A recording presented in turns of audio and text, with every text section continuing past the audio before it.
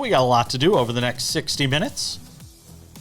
Plenty of guests to help us do it. Sam Yarnell is always here. Not that we take him for granted, but he's always here. Our friend Robert Littal, the founder of Black Sports Online, drops by to talk about the top stories of the week. Looking forward to that, as we always do. And if it's a Friday, yes, it's that time of the year again.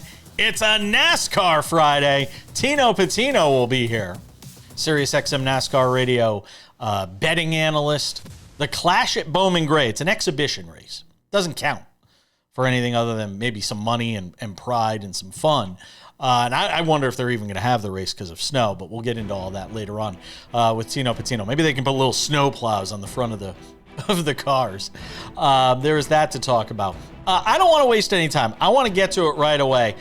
We always start the show every day with the big story. And the big story today is what took place a zillion miles away from any of us here in the U.S. and those watching us in Canada as well, courtesy of Game Plus. And that is what happened at the Australian Open. I mean, what a night for tennis. I know a lot of people probably didn't get to see it. If you get a chance, just watch the highlights, because you would have needed about 9.5 hours of time invested in order to watch what took place. And that is the shame of the Australian Open, is the fact that it takes place in what feels like another planet in Melbourne, which I think is like 19 hours ahead of where we do the show from in Las Vegas. But I made the effort and invested the time to stay up overnight and watch first Carlos Alcaraz in 5 sets dispose of Sasha Zverev in a 5.5-hour match, which had every piece of drama you could imagine. Alcaraz easily winning the first 2 sets, then coming up lame in the 3rd set. We thought it was cramping. It might be something more. We'll find out more about that later on Friday. And then, sort of battling through those cramps, losing the 3rd and 4th set. Is he going to blow a 2-set-to-none lead in the semifinal against Sasha Zverev, who's looking for that breakthrough moment? And then the 5th set comes, and Alcaraz starts to get his legs. And he starts to get his wind, and he starts getting healthy and feeling better, and he's 80 or 90% of himself, as opposed to the 10 or 15% of himself that he was throughout the 3rd and 4th set of this match. And then you get this epic finish. You have Zverev up a break. He gives that break back late in that 5th set. Alcaraz is able to get the win 7-5 in 5 sets for a remarkable finish, and advances to his first Australian Open final as he tries to win all 4 legs of the Grand Slam. He's already won Wimbledon, the U.S. Open, the French. Now he's got an opportunity to complete the career Grand Slam at a younger age than anybody has ever done it before. So there was that. And I'm like, man, I feel bad for Djokovic and Jannik Sinner, Novak Djokovic and Jannik Sinner, because they got to top that. And boy, they didn't top it. Because I don't know if you can top 5.5 hours and all that drama. But they went 5 sets. They went over 4 hours. Djokovic trails in the match 2-1. And you think, all right, it's going to be another, the 5th or 6th straight loss to Sinner.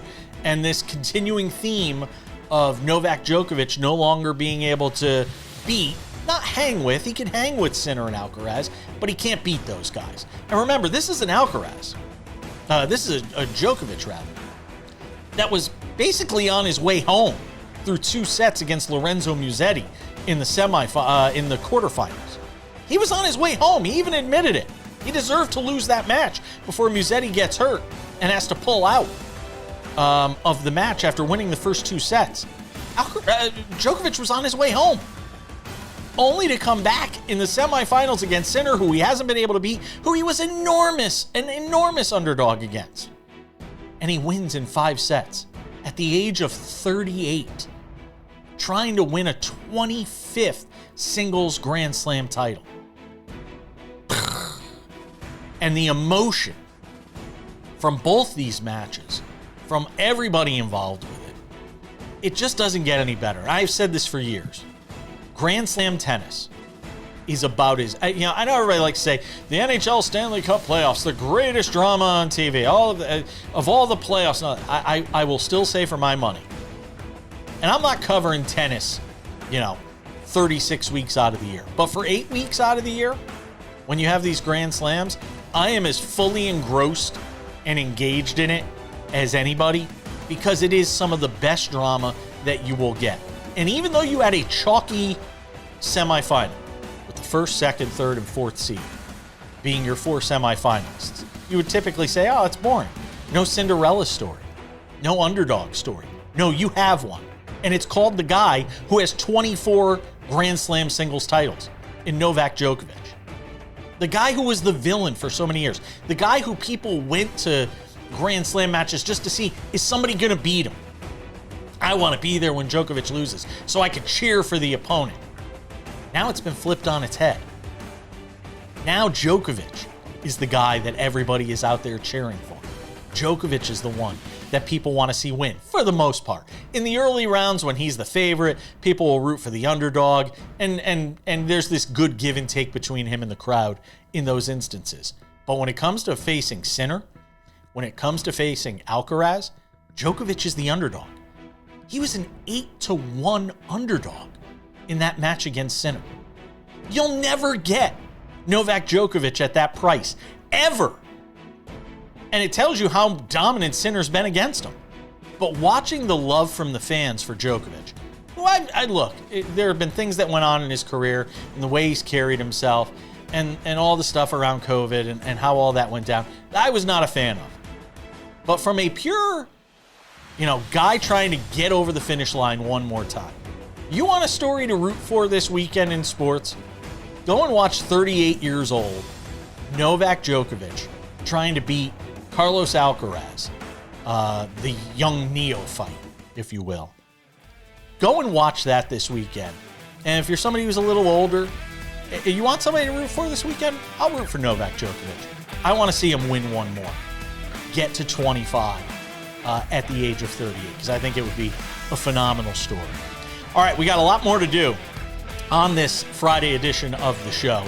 We'll break down what happened down under. Sam Yarnell will be here to help us do that. Robert Littal still coming up later in the show. Talk about the top stories of the week. Tino Pattigno. Cooper Flagg had a big game. We'll get to that later as well as Sports Wrap continues.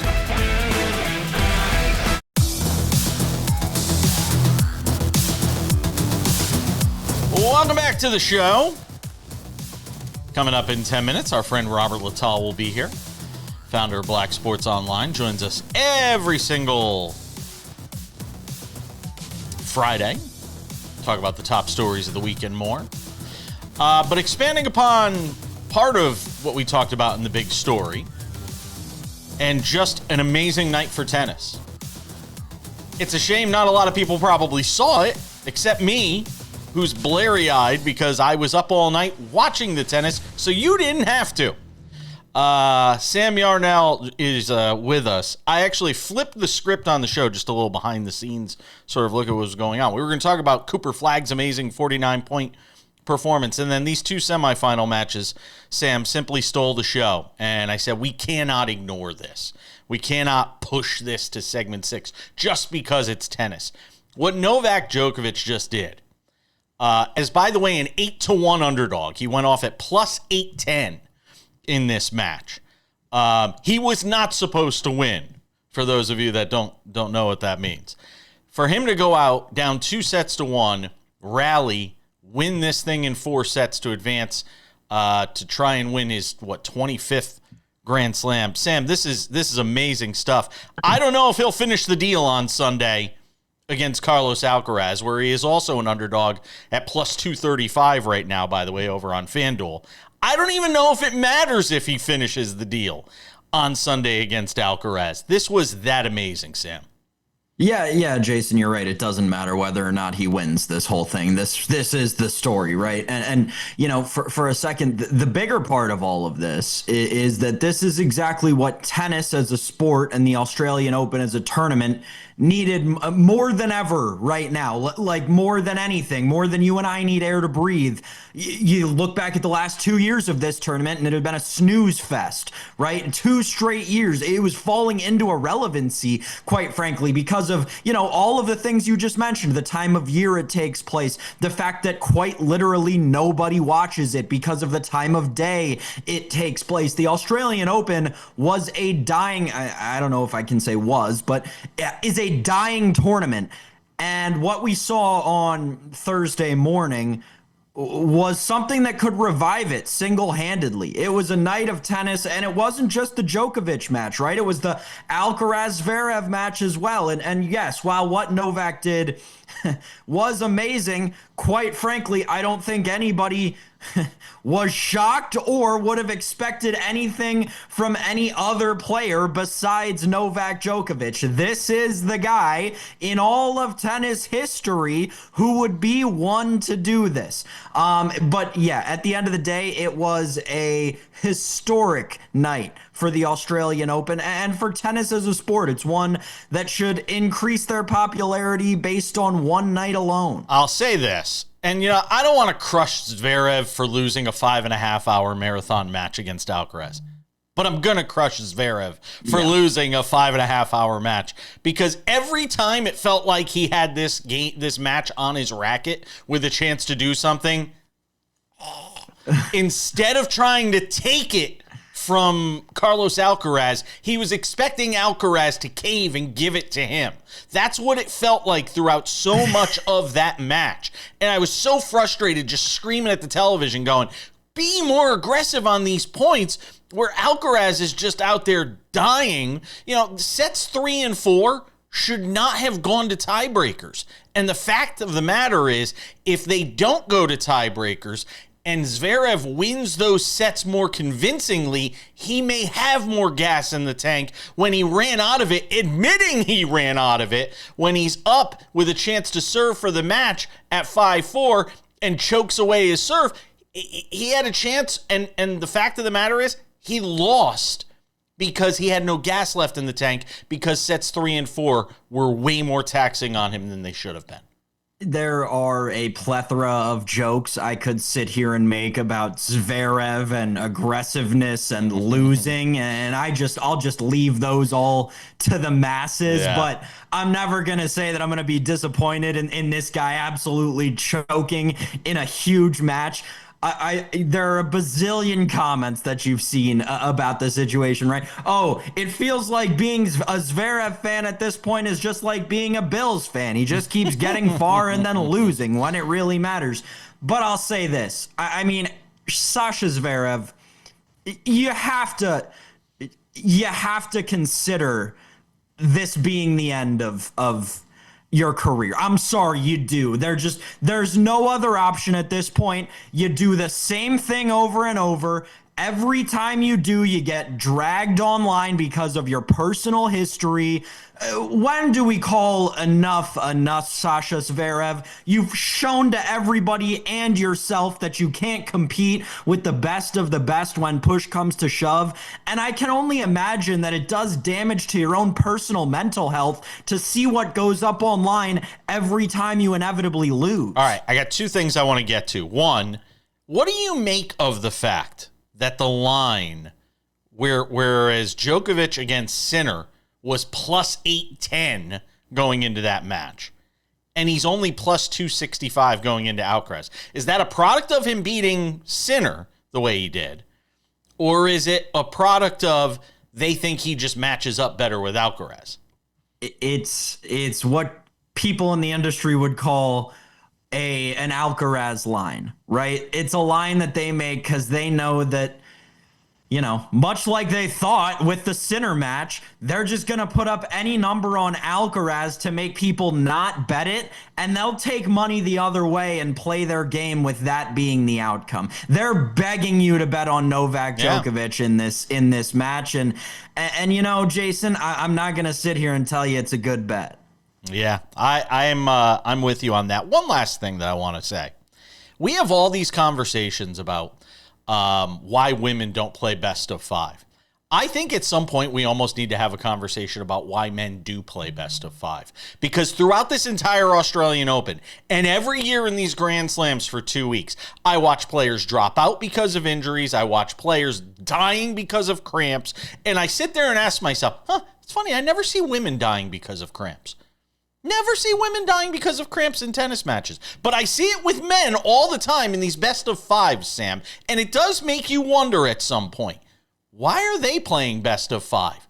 And in a lot of cases, for a long time, getting more money than the women because they were playing best of five, when physically it feels like their bodies break down. Yeah, it's interesting. I mean, you've got to remember, it's only at the majors do the men play the best of fives. At all the other tournaments, they play best of threes. I don't know, man. I don't think they're going to change anything. I don't think they would, but I just thought it was fair to bring it up in the context of the conversation between women and men and the difference in their matches. We're coming back with Robert Littal.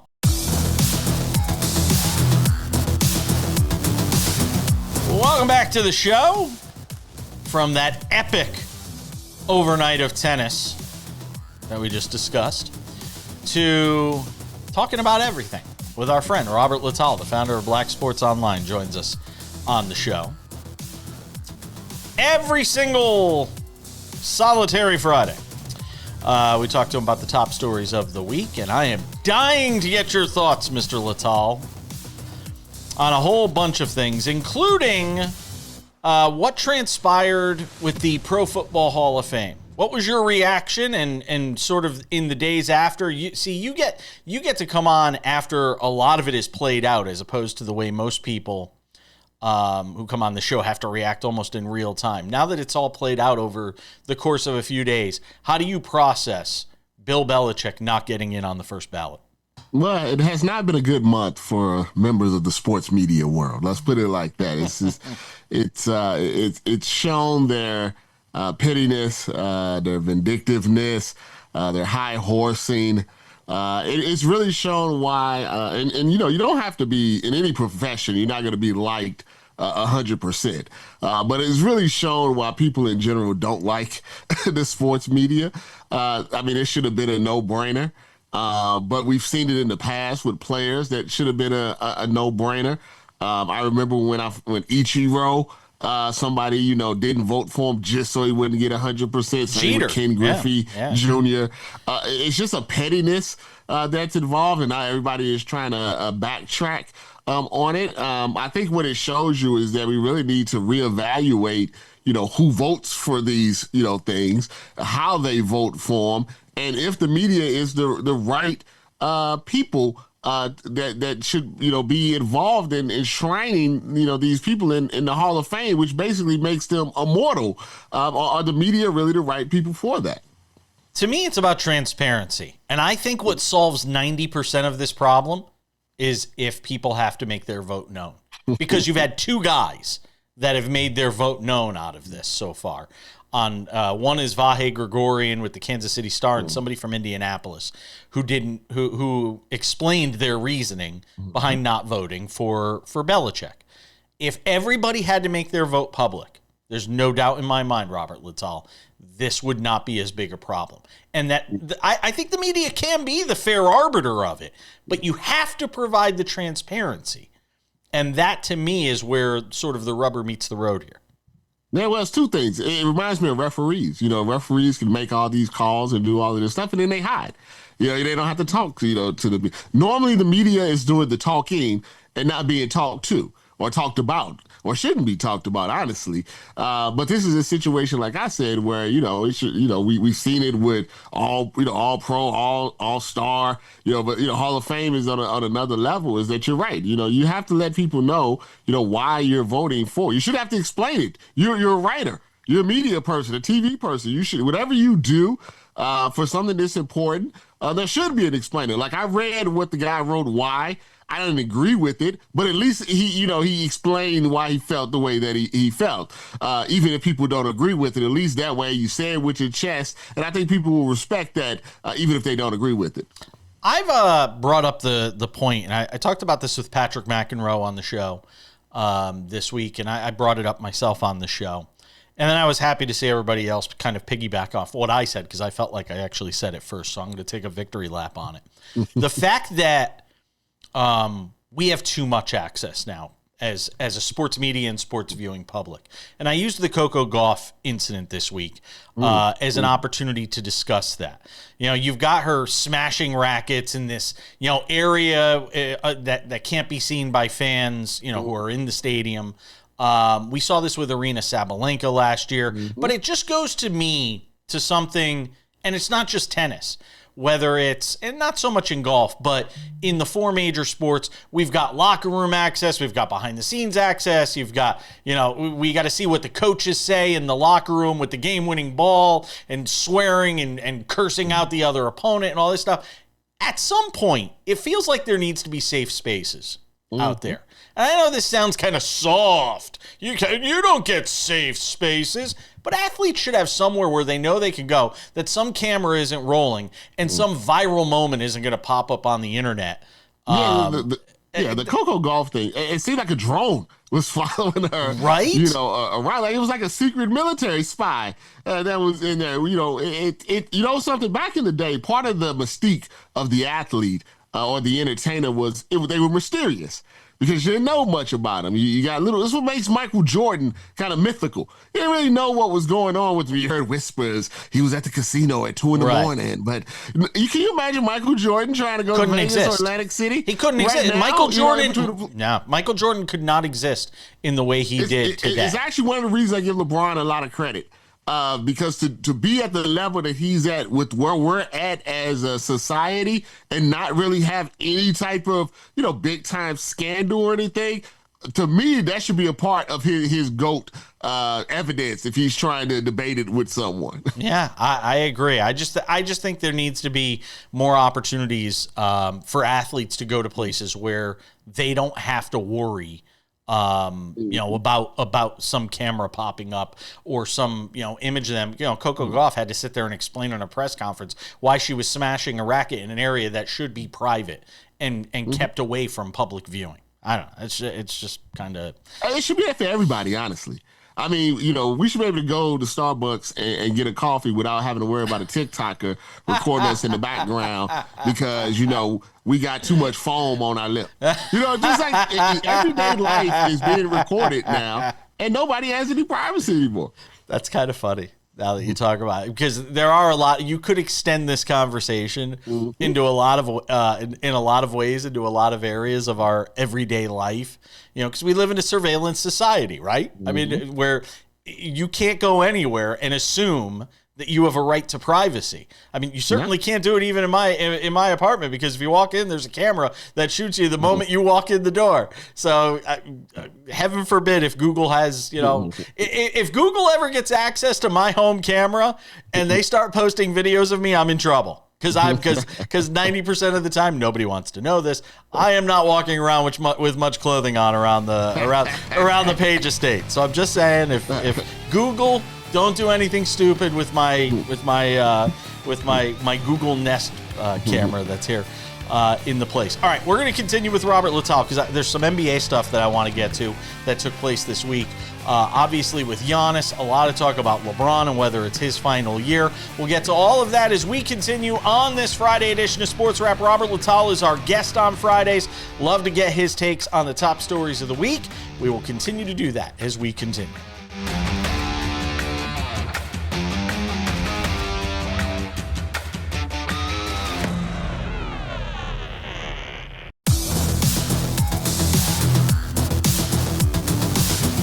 Coming up in 10 minutes, Tino Pattigno. Because if it's a Friday, it's a NASCAR Friday. Will the cars have little plows on the front of them for the clash at Bowman Gray? That's what I'm wondering. Because there's a lot of snow coming to North Carolina on Saturday. I don't know how they plan to have a race on Sunday. It will certainly be must-see TV. That's all I'm going to say. Robert Littal, the founder of Black Sports Online, hangs out with us every Friday here on the show. Giannis wants out. There's talk he may get his wish. What teams come to mind? Obviously, the Warriors, the Knicks. There's all sorts of conversation about who could wind up gaining his services. Do you think ultimately it happens in the offseason, though? If they don't get what they want, I don't see. There's no reason for the Bucks to help anybody. I mean, Giannis is a once in a lifetime, once in a generational type of player. So, when you trade him, you have to make sure that you get something back that you can, hopefully re-up real quickly. We've seen, it happen two ways. We've seen you give you give the franchise player away in decades before you get good again. And we've seen other times where you trade them and, you get those picks, you hit real quick and you're right back, in the mix. But I think it's sad to me that he's moving on. We don't have enough Steph Currys, I think, in sports anymore. Kobe Bryant's, where the guy that changes the franchise is there for 15, 20 years and he leaves. It's too much Kevin Durant. It's too much LeBron James. It's too much Russell Westbrooks, where toward the end of their career, I don't think wherever Giannis goes is going to be the last team. And he's going to end up on 3, 4, 5 teams, before it's over. And I just don't like when they go out like that. The fall from grace.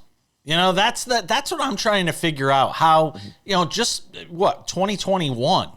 We were talking about this as a championship team, him delivering it. But I asked this question, I don't know if I asked it yesterday or the day before. They all blend together for me. But I asked this question the other day, though. For as bad as it's been over the last few years, and as much as this Bucks team has labored to get wins and wins in the playoffs, if you ask a Bucks fan, even with the prospect of Giannis leaving the franchise now and you having to go into that rebuild, retool sort of mode for another decade where you try to figure out what your team is and what your franchise is, and is Doc Rivers a part of that and all of that fun stuff. If you ask the Bucks fan that for that one championship you have to trade, the next 10 to 15 years of suckiness, would you take it? I think most fans would say yes. Absolutely. I think you sacrifice a lot, for a championship, especially if you're a team that, hasn't won one in a long time, or wasn't expecting to win one. I don't think the Warriors would trade those 2 championships with KD, even with whatever's happened. It's the reason that Draymond is still on the team, just because of those championships, like Denver, with Jokic, getting that one championship for certain franchise can carry you for another 10, 15, 20 years, I think, before someone gets, antsy again. I think that's why I would say a Bucks fan, I mean, I'm sure they're not happy about Giannis wanting to leave, but I think they're understandable about it. And if a guy gets you a championship, it's hard to win championships. I think they're going to be okay with him leaving. What did you glean from LeBron's emotional response to the tribute they did for him in Cleveland? They got a good future in Hollywood. You can do some more movies. Space Jam 3 or something. Really? It's hard for me to believe that this is LeBron's last year, because I feel he wants the full retirement treatment, where they give you the Dr. J, the Kobe Bryant, where they give you the toys and the gifts and stuff. I mean, maybe he could gracefully bow out. He has days where he looks like the old LeBron, and then he has days where he looks like old LeBron, and I think he knows. But he's not like incapable of playing, he's not at that point where you're like, look, man, you need to get out of here. You're embarrassing yourself. There's more good days than bad days. I think a lot will depend on what the Lakers do in the playoffs. If they were somehow to win a championship, I do think he would just leave, because, you ain't getting no higher, than that. But I do think maybe he wants one more run, and it might not be, with the Lakers. The drama in the NBA extends off the court. Whether it's, Robert Parra, the owner of the Grizzlies, funding drones that are killing people in Ukraine. By the way, Pablo Torre, I hope you've got a good security team around you, my friend. Whether it's the expanded sports betting probe around the NBA, there are a lot of things kind of wrapped around this league right now that it's entangled in.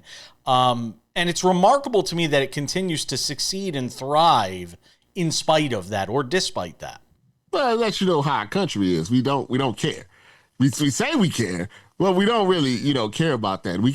I don't know if we've been desensitized to just all of the bad things that happen in our country, to the point that, someone can get, shot in broad daylight, and the next day we're like, oh, let's see what's going on with, the Super Bowl odds and stuff like that. I think, sports, I guess, is an outlet for people. Like, when they don't want to deal with, they don't care. They don't want to deal with, they don't want to know their owner is a bad person. They just want to watch 3 hours and not think about, real life stuff. So that's why I think sometimes when real life stuff is reported, they choose to look the other way, because then if they really dig in deep to it, they won't be able to enjoy what they're watching. I know for me, sometimes it's difficult when I see, some of these things that are happening, and then I try to turn my brain off, like, oh, let me see what Tony Romo is talking about. It's like, why? It's not, in the grand scheme of things, it's not it is so trivial to what else is happening. But I think that's how most Americans are. It's like, how we're wired. Let me just turn off my brain, for a little bit.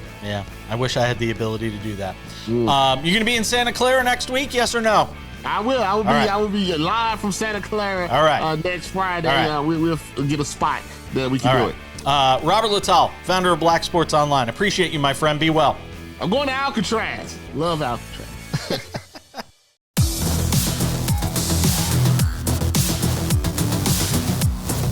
Welcome back to the show. Odds and Ends wraps it up in 10 minutes with some talk around the NBA. Cooper Flagg's big night, 49 points in a loss. But still 49 points, most ever for a teenager in an NBA game. There is that. This guy's not a teenager, but he's just a little older. You ever score 49 points in a basketball game, Tino Pattigno? I bet I could.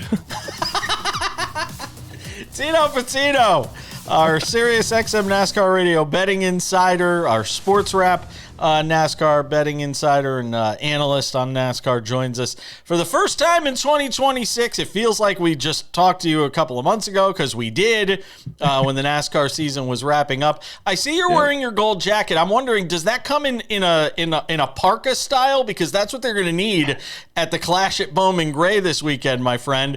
Because they're talking about snow on Saturday and a race on Sunday. I mean, and they're talking about, even if there's no snow on Sunday and they can get the track cleared, they're talking about wind chills and stuff, temperatures around 0. Can these cars even perform in that kind of weather? Yeah, well, the cars can, and the drivers definitely can, because it is still hot in the car, so they'll feel good about it there. But like you said, the fans are going to need gold jackets, gold scarves, gold mittens, gold earmuffs. I mean, it's going to be freezing. Wind chill. It's going to feel like 30 degrees around the track. They canceled Saturday's events at the track. So if that's a telling sign of anything, like the town itself or the city, the community is under a winter weather warning. I don't know how likely it is we get this race in. I'm not a meteorologist. I've tried to be, but NASCAR and weather do not go hand in hand. Last year, we had a great turnout in terms of not getting any races postponed or affected heavily by weather. Yeah. And this year, we're off to a similar NASCAR start. I'm surprised. I'll say this. I'm surprised they didn't, when they saw the weather and that it's impacting the day before the race, as hard as it is, not going to Daytona Beach and running the backstretch short track that they have there. That would have been cool to see. Yeah, that's actually a good suggestion by you. But would it have been difficult to get all the teams and get all the gear and everything and reroute everything? Could that have been accomplished? I definitely think it could have been accomplished, but would have been difficult. And I do respect NASCAR trying to, pay homage to the fans there that are going to go to Bowman Gray and, that are going to pull up for that event and want them to have an event. And so I guess I do respect that from that standpoint, but I see a lot of people on social media saying, well, I'm not going. It's going to be cold. Yeah, there's odds on it. Still over on FanDuel where we always check out the NASCAR odds. There's odds on it, but I'm wondering if the odds should be yes or no, is the race even run? That's kind of what I would be. And I'd probably be like minus 300 on the no right now. On that. But hey, if it does get raced, if they do figure out a way, Chase Elliott is your favorite at plus 650. Kyle Larson, Cup champion from just a few months ago, plus 850. And then William Byron at 9-1, and then the odds go all over the place there. When you look at this track and the way it runs, and it being an exhibition race, I always say people are nuts and should be calling like a hotline number if you're betting on preseason football and preseason baseball and basketball and all these different things. Is it the same for NASCAR? It is a little bit. I would say you're nuts. I'm nuts, so you can join my craziness and bet and feel good about it. But especially now, especially with no prior events, no qualifying, no heat races, no cars on track beforehand, I'd say I feel a little hesitant myself if they're running out in 30 degrees right after a snowstorm and you just haven't seen the cars on track at all before the race. That's something we don't normally get to see. Even when the Clash was at Daytona running on the super speedway, you would normally see heat races and practices before that. So I think the only thing that maybe we can take into consideration is that it's a short track. So, in terms of the players and who's been there before, it's Chase Elliott, Kyle Larson, like you mentioned. Ryan Blaney's gone from the back to the front the past 2 years that they've raced here. I like him a lot. Kyle Busch as well. Even Austin Dillon, someone we've talked to in the past, finds a lot of success on short track racing. So from that standpoint, I think those drivers will come to play with the limited practice. But from a betting standpoint, if I'm a consumer in this one, which I am, I'm a little bit nervous because I want to see some cars on track before I bet on them. In the last minute and a half here, give me sort of a look ahead to what you're expecting this season. We know about the change in the playoff format and everything they've done there, but just as you sort of look ahead to this next version of NASCAR coming out of the lawsuit that was going on with 2311 and NASCAR and all of that being buried, what are you most looking forward to as sort of the big storyline for this season? I love that. Well, like you said, the chase is back, and I think the storyline from that is going to be the cream rising to the top. That's the one I'm going to go with, because we've seen it in years past, but we've also seen some underdogs come to play from that standpoint too, and you can still see that. But with the point system now being what it is, which in my opinion, a lot simpler to be able to explain, you don't go from 16 to 8 to 12 to 4. It's just the best of the best, 10 races as the playoffs, and the drivers throughout the seasons. We could potentially see some guys that are up there that don't make the playoffs because they haven't won now be in there and have a shot to do so with the final 10 races. So I'm looking to see who's can be the most consistent. That's normally Chase Elliott, Kyle Larson's up there as well, but maybe some underdogs, Chris Buescher, Ryan Blaney. We'll see if he can benefit, and Team Penske, because normally they're benefiting from the old playoff system. Is it crazy to ask you to pick a Cup Series outright, winner? Because the odds are there. The odds are there. So real quick, in the last 20 seconds before the season gets underway, before the first flag flies, who do you think winds up winning the whole thing when all is said and done? I'm gonna go with. I actually didn't think. You didn't think I was gonna ask it. Quick, give me Chase Elliott at plus 750 to win it all this year. All right, I put him on the spot, folks. Don't hold him to it. Tino, always appreciate it, my man. Thank you.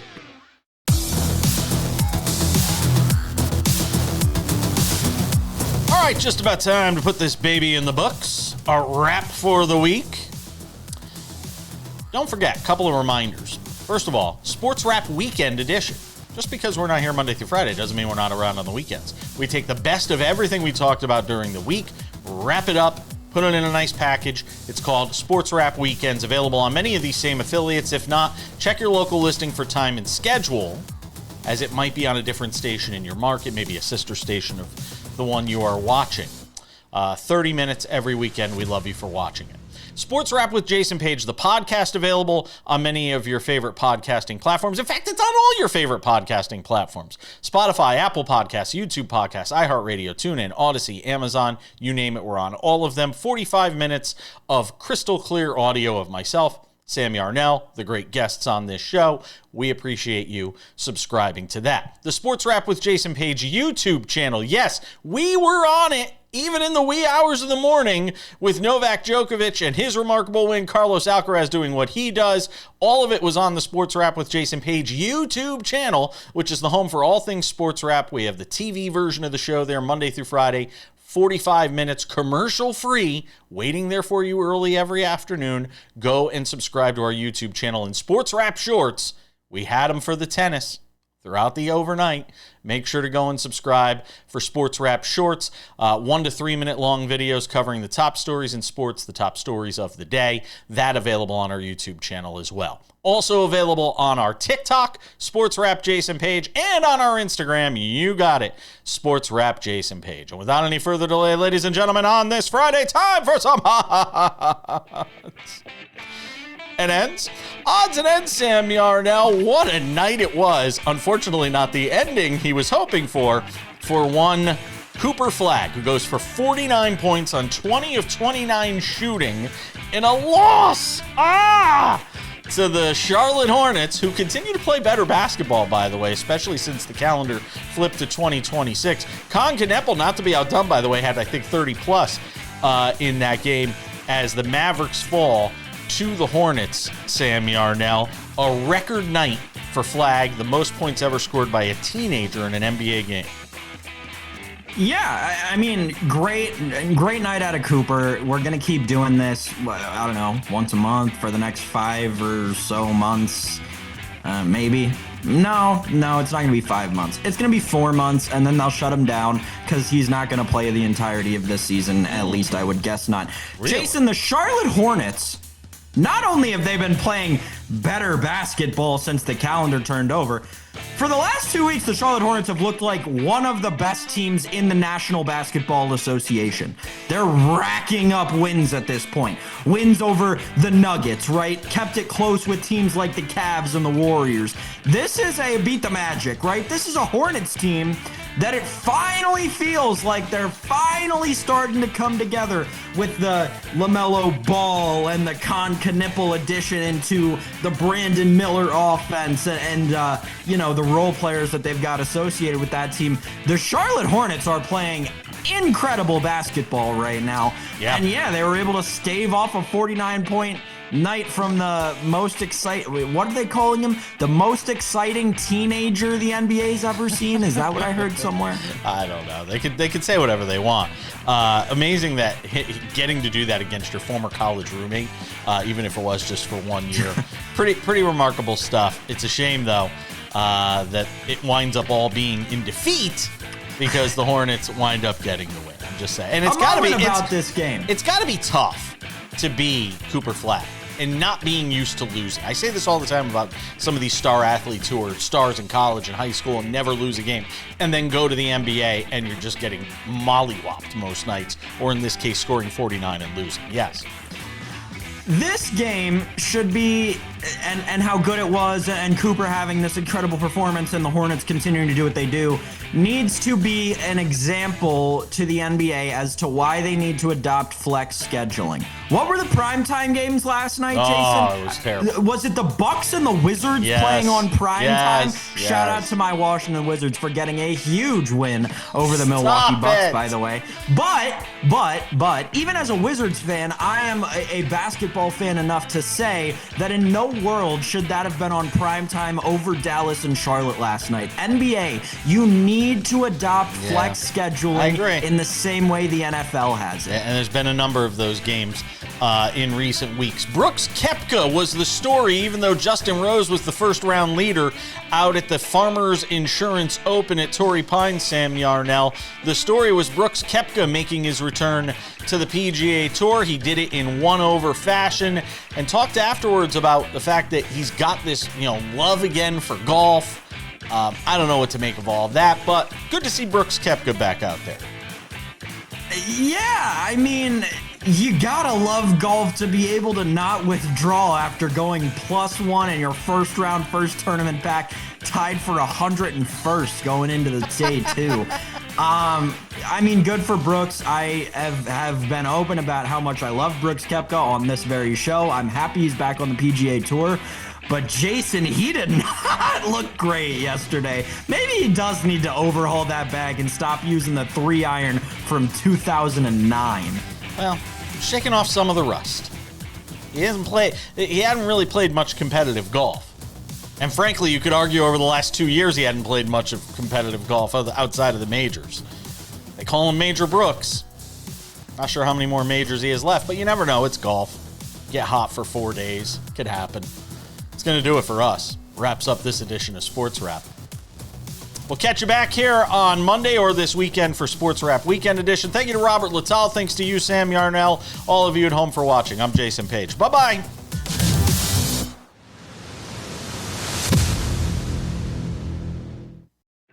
Hi there, I'm Jason Page. You like what you're watching? Subscribe. We've got Sports Wrap Shorts on this channel. We've got the show. We've got clips from the show. What else do you have to do? You probably follow a lot of other things that aren't half of they're not half as exciting as this show is. So what are you waiting for? Click the subscribe button, follow the channel, watch the content. Bye.